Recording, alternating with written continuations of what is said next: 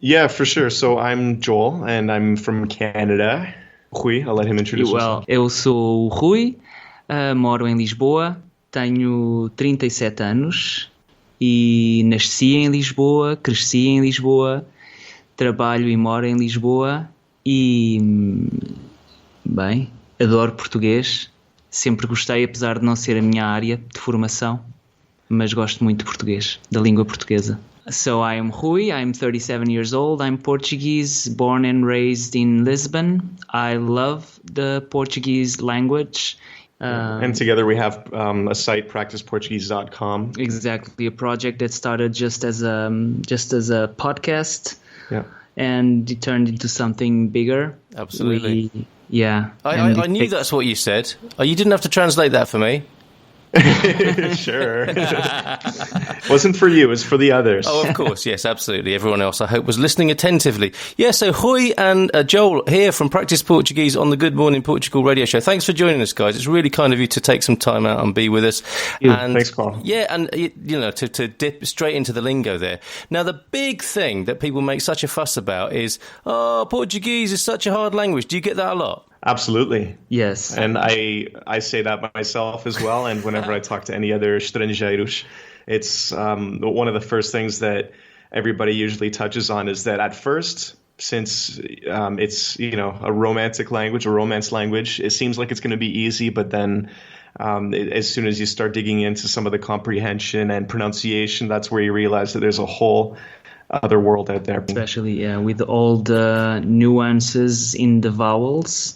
Mm-hmm. It makes it really hard to understand the oral part, and it's really hard going from writing to hearing and understanding. I think that's the big challenge. Yes. Because in terms of grammar, it's very similar to French, I would say. But then in terms of understanding, it's a challenge. Yeah. It's very interesting you should say that because, yes, I think I'm quite a good mimic. So in many ways, I've thought to myself, it seems fairly straightforward, really. But then something as simple as a mer de lait or a chá de menta, you think, I've nailed that. That's like half milk, or that's like a mint tea.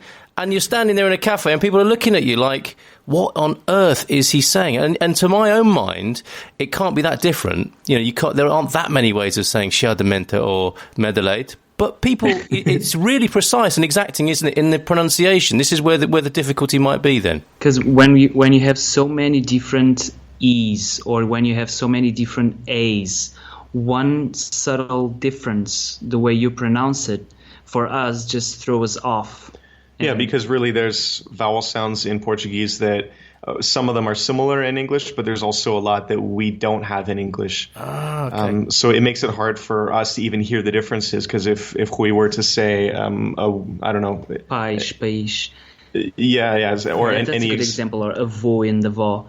Yeah. So I have people telling me they don't hear the difference, when for us, the difference is so clear. Yeah. So, and I think that happens with a lot of words in Portuguese, while in other languages it might happen in some sounds, but not a lot of them. Mm-hmm. In Portuguese, it happens a lot, this difference in sounds. Yes. And you can't guess it, can you? Because, you look at the map and you see Estoril. And in fact, it's Estoril, isn't it, to locals, it would appear. Estoril? Estoril. Or neither of the ones I've just... Estoril. Estoril. Okay. And it's also, I also tell Joel that even when he gets all the sounds right, the cadence, way he puts the stress while he's saying a sentence, it's never the way we would say the sentence. The inflections, and when our tone goes up or down, it's so different from English speakers, I guess. Incredible. So it's a bit of a pesadilla. Yeah. See what I did there? A pesadelo? Oh, pesadelo, that's even better. God knows what I said. I must have said it's something like an inflatable bicycle, when in fact I meant it's a nightmare. Okay, so it's in the pronunciation and obviously the practice. And is that why you're called Practice Portuguese? Because with these difficulties and challenges, it's all about sticking your neck out, having a go and practicing.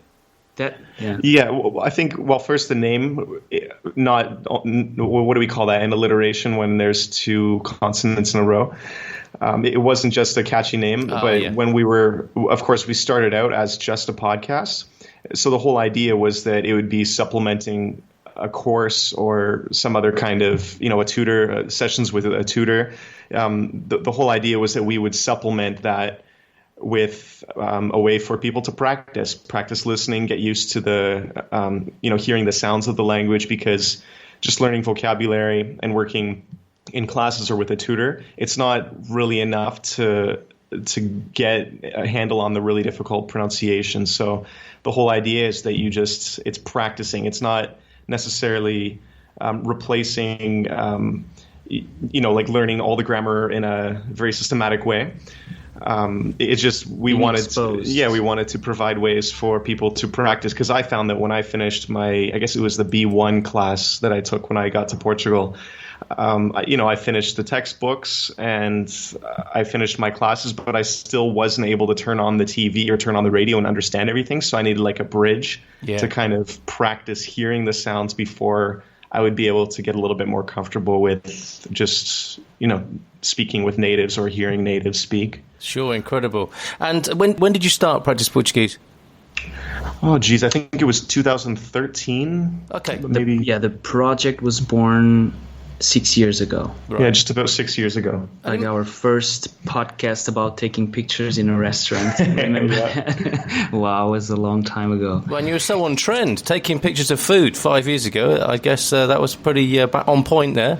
Yeah, there was a huge thing, like why people can't stop taking pictures of their food, and that seemed like a very interesting topic then. Yeah, so I'm looking at it. Looks like our first episode was launched February 3rd, 2013. Incredible.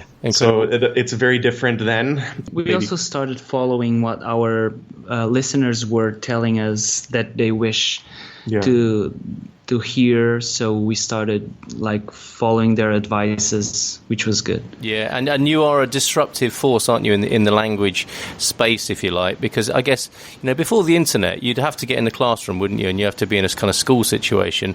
The internet has brought so many gifts that you obviously have jumped right on and embraced full scale.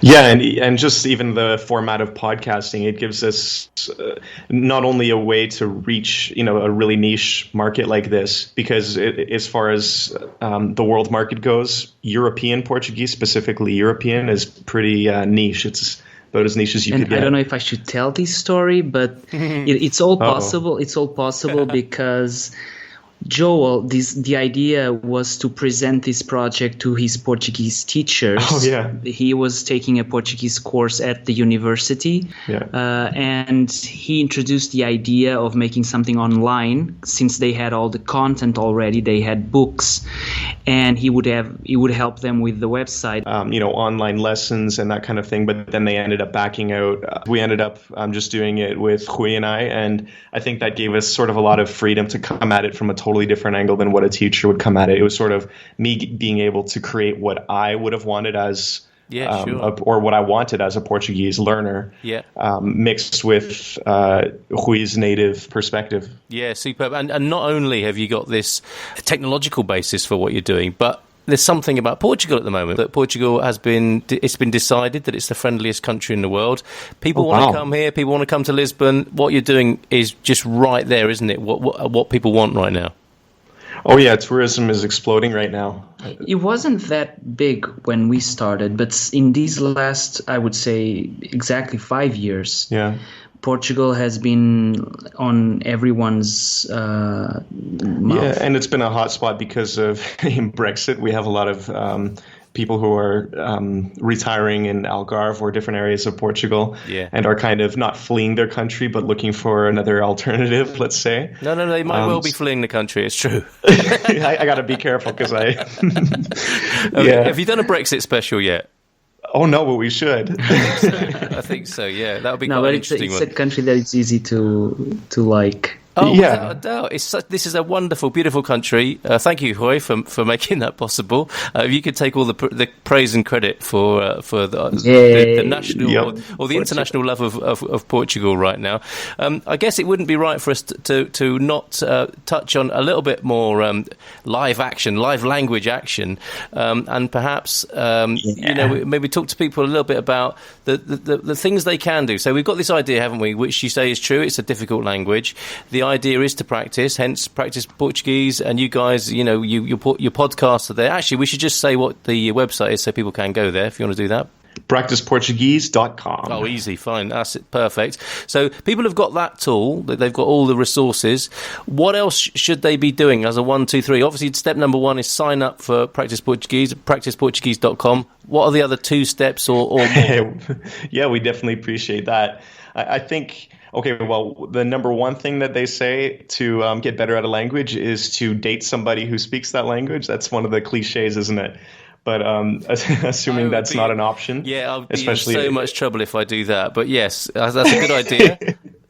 Yeah, or if you have family or friends, if there's any way that you can get yourself around native speakers, then even if you don't feel like you're quite at the level where you're able to start speaking, the earlier that you can get speaking the language, even at a really basic level, the more that you're going to start creating these connections in your brain and, starting to not only practice what you've been learning, but also practice the skill of doing some of those mental gymnastics you have to do when you don't know a word. Great advice. So it's one of those. See, it's kind of like you have 2 skills. One is, of course, the vocabulary, the grammar, all of this stuff about learning the language. But then you have just getting over the stage fright of speaking to somebody and using all of that language that you've learned. I would advise people to use as many Portuguese subtitles as they can, even when they're watching their favorite show, soap opera. I mean, now you can put any language subtitles, use Portuguese. I mean, as a kid growing up in Portugal, I know that we are more exposed to English because we don't dub anything on TV. Yeah. So I would always hear English, but I would read Portuguese, and that's how I got familiar with the language. So I would advise people to do the same or the reverse, hearing their native language shows, but use Portuguese subtitles. Very good. So immersion is very important. Anything else? Is there a third step? Yeah, book a trip. Okay. I think that's one of the biggest motivations that you can have is whether you're planning to stay in Portugal for years or months or weeks. I think it's a real it gives you a deadline to get through the course that you're working with or get through a bunch of our podcasts. It just gives you a way to give yourself a little kick that you might not otherwise have if you just have an unlimited deadline. So any way that you can create a false sense of urgency. Pressure. That's a really good idea. And I'm a little late in that curve. And from what you say, it sounds like your market is truly global. You're not just dealing with people who find themselves floundering in Portugal. There are people who are preparing and a big amount of your customers by the sound of it. Absolutely. Sometimes it's even years in advance that people are planning to either retire here. That's the other thing, is that we get to talk to members who are of literally all ages that you can imagine. Sometimes people are signing up for their kids because they want their kids to learn the language after, having grown up in perhaps North America. And we definitely reached more people after we launched the Learning Studio platform, the course for beginners. Oh, yeah. Because now we reach a lot of people that are just starting out, the very basics. And then we've got people who are, retirement age who, so it's like the ages and the goals and the timelines, it's always different. It's really hard to find a pattern of a specific market because it's pretty varied. But it sounds like you're doing something right. And I thank you so much for joining us on the Good Morning Portugal radio show. I hope you'll be back and we can share some of your resources. Perhaps a sign off then with a little bit of Portuguese on saying goodbye or Eurovision or the royal wedding or whatever. Eurovisão. Whatever Eurovisão. I love that. Sim, eu espero que votem em Portugal. Vou fazer publicidade. Bem, não, vão votar em Inglaterra, não é? Pois. Mas obrigado por nos terem convidado e espero que gostem do nosso projeto, dos nossos episódios do podcast, e esperamos voltar para partilhar algum do nosso conteúdo convosco. Seria uma honra para nós. E para conversar mais com o Sim, Carl. para conversar contigo um pouco mais. Foste muito simpático em receber-nos. Obrigado. Wow. Now, that was a lot more than nil point for Inglaterra, wasn't it?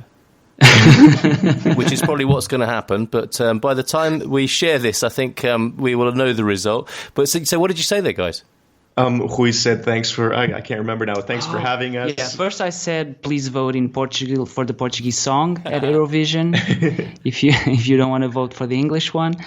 And then I said that we were very honored to be in your podcast, and we would hope to return and share some of our content and to talk a little bit more with you. You were really nice inviting us. Yeah, that's awesome. Thank you so much. Okay. Lovely to speak to you. Adeus, obrigado. Adeus, até obrigado. A próxima. Muito obrigado. Muito prazer. Muito prazer. Eu também. Obrigado. Tchau. Tchau. Tchau.